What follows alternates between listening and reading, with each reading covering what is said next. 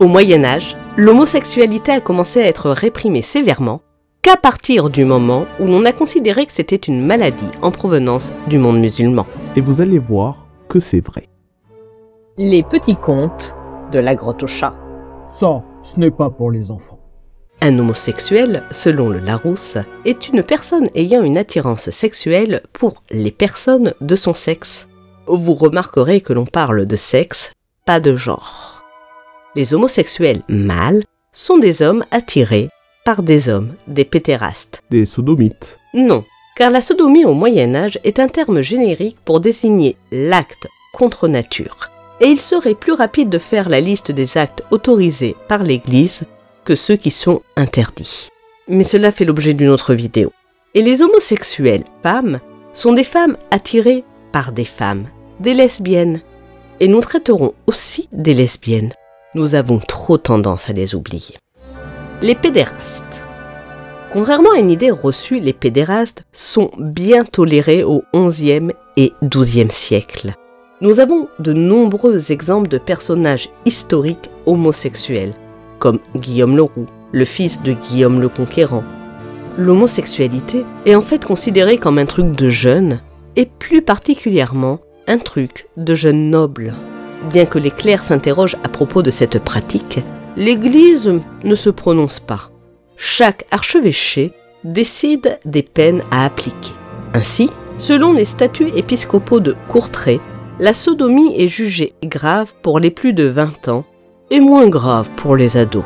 Selon Florian Véniel, Buchard, dans son décret, écrit entre 1008 et 1012, punit la sodomie homosexuelle de 40 jours au pain et à l'eau si on est célibataire, 10 ans si l'on est marié, 15 ans si la pratique est habituelle. Quant aux savants, eux, ils ont d'autres interrogations. Pierre Damien, dans son Livre de Gomorrhe, écrit en 1051, développe une thèse sur l'homosexualité. Il y accuse également certains prêtres d'être invertis et de se confesser entre eux pour éviter d'être confondus. La position commence à bouger sur le sujet en 1102, avec le Concile de Londres. À cette occasion, l'Église se prononce sur la sodomie qu'elle considère comme un péché à confesser.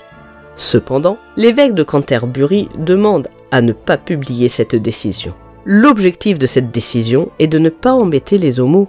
On est au début du XIIe siècle, on se moque encore de ce type d'histoire. Mais bientôt, tout va changer.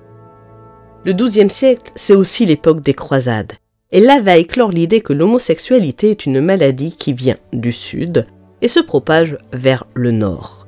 Comme l'explique Jacques Roussio dans son livre « Sexualité au Moyen-Âge », pages 108-109, au XIIe siècle, presque tous les auteurs du Moyen-Âge s'accordent pour affirmer que l'homosexualité s'est propagée à partir des pays musulmans, puisque les musulmans, d'ailleurs, incitent à la chose par Mahomet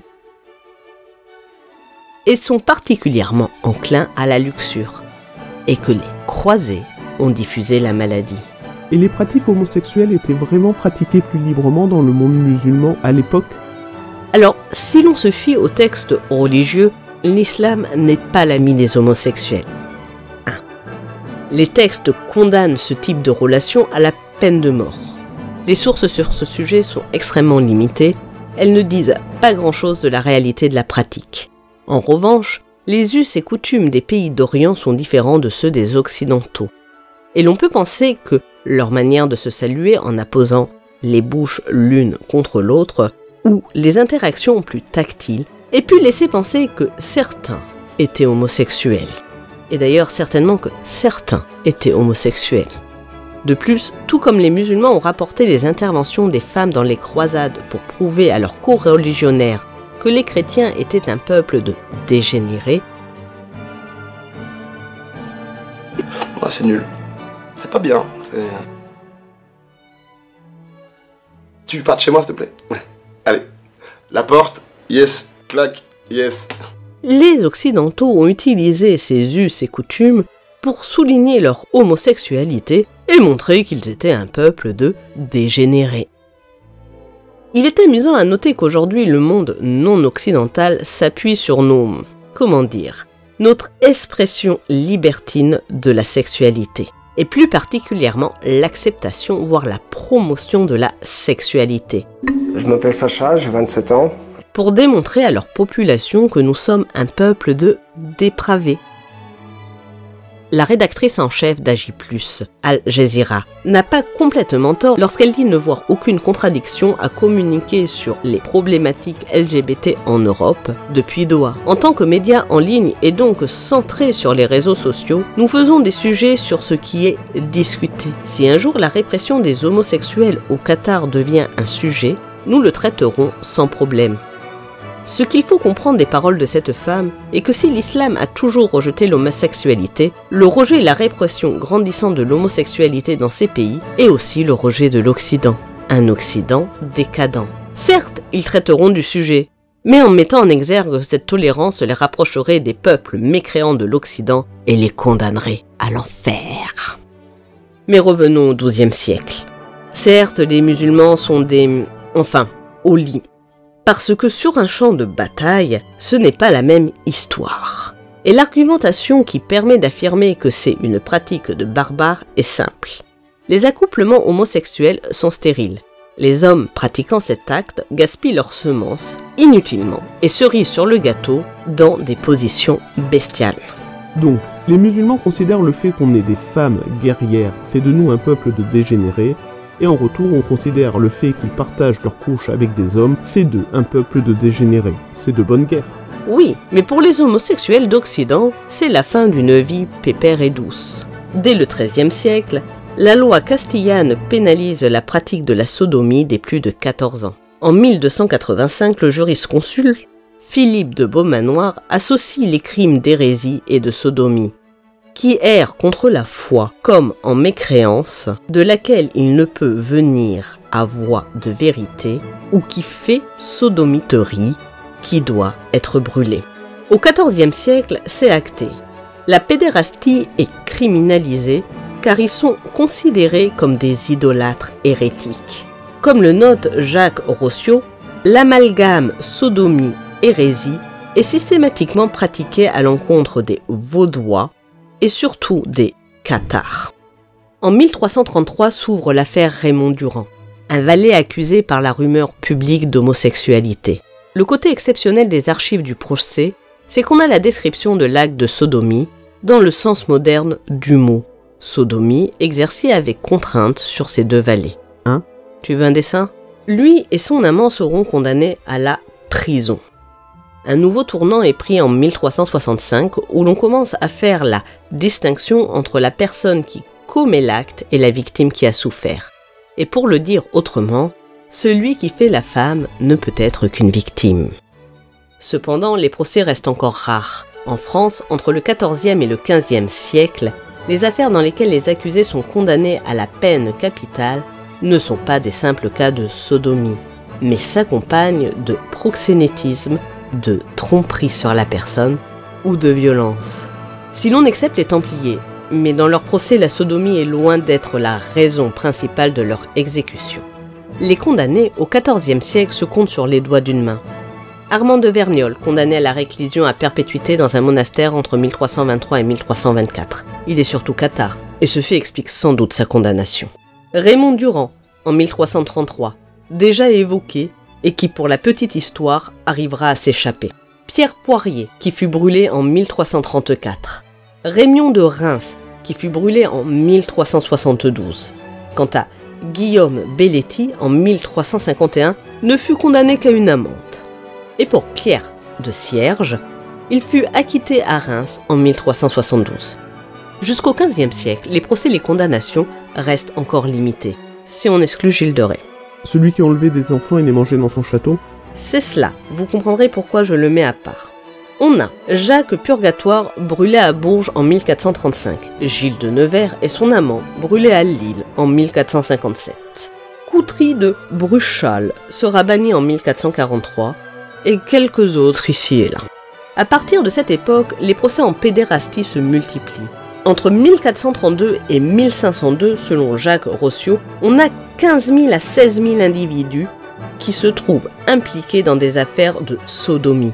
Seulement 2400 d'entre elles seront condamnées, et nous sommes sur les cas les plus exceptionnels, où les condamnés sont aussi impliqués dans des affaires plus scabreuses. À titre d'exemple, à Florence, à la fin du XVe siècle, un accusé sur 6 reconnaît avoir entretenu des rapports de plusieurs mois ou plusieurs années avec un homme à titre de concubine. Concrètement, c'est monsieur tout-le-monde qui est interrogé. C'est votre collègue de bureau légèrement maniéré, certes, mais qui ne ferait pas de mal à une mouche. Quoi qu'il en soit, à la fin du Moyen-Âge, on voit l'homosexualité partout. Les homosexuels ont vocation à finir dans le 7e siècle dans l'enfer. Ils mettraient en danger l'équilibre du monde. Les lesbiennes. Qu'en est-il du côté des lesbiennes ? Vous souvenez-vous que l'on reproche aux hommes homosexuels de gaspiller leurs semences dans des rapports bestiaux stériles. Or à l'époque, dans leur grande majorité, les savants considèrent que la femme n'a pas de semences. Leur plaisir charnel extra-conjugal n'entraîne donc pas le meurtre d'un potentiel enfant. En conséquence, les couples de lesbiennes et les femmes qui se masturbent sont placés sur le même plan que celles qui fabriquent des filtres d'amour à l'usage de leur mari. Elles sont les victimes d'hommes qui ne savent pas les aimer suffisamment et les satisfaire. Et comme le souligne Florent Véniel, elle ne met pas en péril la société. Finalement, les médecins et savants de l'époque partagent l'avis de Simone de Beauvoir, qui écrit dans le tome 2 du Deuxième Sexe « L'expérience homosexuelle peut prendre la figure d'un véritable amour. Elle peut rapporter à la jeune fille un équilibre si heureux qu'elle désirera la perpétuer, la répéter qu'elle en gardera un souvenir nostalgique. Elle peut révéler ou faire naître une vocation lesbienne. » À l'époque, la femme est considérée puérile dans ses péchés jusqu'à l'âge de 25 ans. Mieux encore, l'homosexualité féminine est tolérée en cas d'abstinence excessive, ce qui signifie que si les relations homosexuelles dans les cloîtres masculins étaient dénoncées, elles étaient considérées comme normales dans les cloîtres féminins. Le rapport lesbien était préféré au rapport hétérosexuel avant le mariage. Giordani da Pisa se plaint vers 1300 que gars et filles de Florence n'arrivent jamais vierges au mariage. Mais la société masculine de l'époque ne prend pas comme un affront que des femmes puissent se passer de leurs membres virils. Alors, les femmes sont contraintes par les règles de la société, comme les hommes d'ailleurs. En conséquence, quelle que soit leur orientation sexuelle, elles se marient ou se font nonnes. Et si le rédacteur d'un livre des manières au XIIe siècle fait remarquer que quand une femme dit d'une autre femme « mon amie », observe « elles sont lesbiennes », avant d'expliquer que les relations homosexuelles féminines sont perçues comme une conspiration à l'encontre du genre masculin dans son entier, car leur membre viril n'a aucun charisme aux yeux des lesbiennes, il n'en reste pas moins qu'elles sont jugées inoffensives, car elles ne portent pas tort à la lignée. Seul Hildegard de Bingen les condamne suite à une vision. Dieu condamnerait les relations homosexuelles, y compris féminines. Une femme qui adopte des voies diaboliques et joue un rôle masculin en s'accouplant avec une autre femme est la plus vile à mes yeux. Et celle qui se soumet à une telle personne dans cette mauvaise action l'est aussi. La conséquence de ce point de vue est que l'on a très peu de traces écrites dans les archives judiciaires de couples lesbiens. En France, nous n'avons retrouvé que 12 cas connus de la justice. Et ces cas ne sont connus que parce qu'ils sont associés à d'autres délits. Par ailleurs, quelques rares lettres de rémission permettent de révéler l'existence de liaisons entre épouses. La littérature de l'époque n'est pas plus prolixe. Le poème de Bierris de Roman écrit pour une femme à une autre femme. C'est le seul poème lesbien de la lyrique occitane. De plus, il est soumis à caution. D'une part, il semblerait que ce texte soit un texte de rupture séditieux ou ludique. D'autre part, on ne sait rien de l'auteur et il est fort probable qu'elle ait écrit le texte pour qu'il soit récité par un homme. Le plus concluant n'apparaît qu'à la fin du Moyen-Âge, où l'intérêt pour Ovide pousse à redécouvrir et à prendre en considération les figures de célèbres amoureuses des femmes, telles Sappho, la poétesse de Lesbos. Synthèse et projection. Car si vous devez retenir quelque chose sur l'homosexualité au Moyen-Âge, c'est qu'elle est passée dans l'imaginaire d'une excentricité de jeunes nobles, ne mettant pas en péril l'équilibre de la société au symbole d'une contre-culture, la culture musulmane, mettant en péril la société. Et ce n'est qu'à partir de ce moment-là qu'elle devient réprimée. Et l'homosexualité est très bien acceptée tant qu'elle ne représente pas une menace pour le modèle social, tant qu'elle n'est représentée que par notre collègue un peu maniéré, ou pas, qui a le sens de l'humour. L'homosexualité, c'est aussi, finalement, cette femme qui rabroue un homme qui comprend enfin que son 5e membre ne peut pas tout. Et au fond, leur contre-culture, avec le côté carnaval de la gay pride, est très bien acceptée. Enfin, c'est accepté tant qu'il n'y a pas de message qui soit de nature à mettre en danger l'équilibre de la société. Or, plusieurs éléments sont venus troubler cette stabilité. Ouh là là, c'est la décadence. Le premier élément fut le mariage homosexuel. Et contre nature. Au-delà du contrat devant notaire, certains y ont vu une remise en question du modèle familial. Ils avaient malheureusement raison, puisque aujourd'hui, certains voudraient asservir les femmes pour obtenir les enfants qu'ils ne peuvent avoir naturellement. Le second a été de proposer des thérapies de conversion, comme les essayistes Louise Morel et Juliette Drouart, qui publient respectivement Comment devenir lesbienne en 10 étapes en 2002 et Sortir de l'hétérosexualité en 2021. Qui, comme le fait remarquer Samuel Fitoussi, constitue le pendant progressiste des défenseurs des thérapies de conversion visant à guérir de l'homosexualité.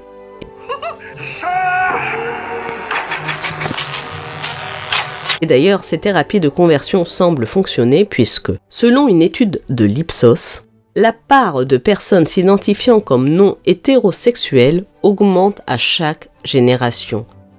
Ils sont 4% chez les boomers et 16% dans la génération Z. Les chiffres sont d'ailleurs similaires à ceux rapportés par Laurent Oberton dans une étude datant de 2016. Le troisième a été les revendications de plus en plus délirantes de la communauté TQIA++, avec l'apparition de genres plus folkloriques les uns que les autres. Et surtout une pénalisation du mégenrage, l'abolition de notions basiques comme homme et femme. Vous n'êtes pas un homme, Ah pardon. non, je sais pas ce qui vous fait dire que je suis un homme, mais je ne suis pas un homme. Votre apparence? Ah bon? Ah bah il faut pas confondre identité de genre et expression de genre, sinon on va déjà mal partir. Alors, expliquez-moi. Non, je suis non-binaire, donc ni masculin ni féminin, et je refuse qu'on me genre comme un homme. Comment vous définissez-vous? Comme non-binaire. Comme non-binaire? Oui. D'accord, mais ni masculin ni féminin. C'est ça. Ça résout pas le problème des femmes. Dans une société dépassée et exaspérée. C'est le renforcement de la structure hétéroflique, comme le dirait Françoise Daubonne. Il est vrai que lorsque Victoire Tullion explique que l'hétérosexualité c'est aussi un mode de vie, un système politique, une organisation matérielle, elle n'a pas complètement tort. Mais quel est l'objectif de ce modèle social? Il n'a rien d'extraordinaire. Il s'agit juste de faire des enfants en nombre suffisant pour renouveler les générations et leur transmettre notre culture dans l'espoir que leurs cotisations paieront nos retraites. Or, le contre-modèle proposé est une organisation de la stérilité. Le paradoxe, c'est qu'en attendant, les premières victimes sont sans doute les homosexualités eux-mêmes. Les lesbiennes subissent des pressions lorsqu'elles refusent de coucher avec des femmes habites, c'est-à-dire des humains avec un sexe différent du leur. Ils sont complètement teubés. Dora Muto et Marguerite Stern s'interrogent sur les traitements hormonaux qui pourraient faire office de thérapie de conversion. Elles rapportent que 23% des transitions de genre auraient pour source le rejet de leur homosexualité. Le manifeste anti-tutti-foubi écarte l'homosexualité qui n'est citée que dans les mots-clés. D'ailleurs, j'en profite pour remercier Crab Phantom, grâce à qui j'ai connu l'article. Bah oui, tête de nœud. Conclusion. Si on pouvait douter que la culture homosexuelle soit une véritable contre-culture de nature à mettre en péril la structure de la société, nul doute que les néo-queers, les TQIA++, eux, se veulent comme tels. Si on en croit les propos de Marie Dardini Gang, d'intimité criminelle. Soyons clairs, nous sommes des anarchistes queer et criminels, et ce monde ne nous suffit pas et ne nous suffira jamais. Nous voulons anéantir la morale bourgeoise et réduire ce monde en poussière. Nous sommes là pour détruire ce qui nous détruit. Et n'imaginez pas qu'ils sont isolés. Ils furent une soixantaine arrêtés le 5 octobre 2024, alors qu'ils essayaient de s'en prendre à Dora Muto, Marguerite Stern et leurs lecteurs. Quoi qu'il en soit, le sujet concernant les LGBTQIA++, prend de plus en plus d'espace dans la société jusqu'à s'inviter généreusement dans la cérémonie des JO de Paris, créant la polémique. Et si pour le moment, les homosexuels peuvent continuer à vivre leur vie, les atteintes envers les LGBT+, ont augmenté de 13% en 2023 quand même. Oui, et en parallèle, les tentatives d'homicide ont aussi augmenté de 13% en 2023. Donc, si pour le moment, les homosexuels peuvent continuer de vivre leur vie presque normalement dans une société qui est de plus en plus violente, on peut craindre qu'ils soient un jour doublement victimes d'une forme de répression. Celle de l'extrême gauche, queer et criminelle, et celle de la population exaspérée par des demandes de plus en plus délirantes de l'extrême gauche.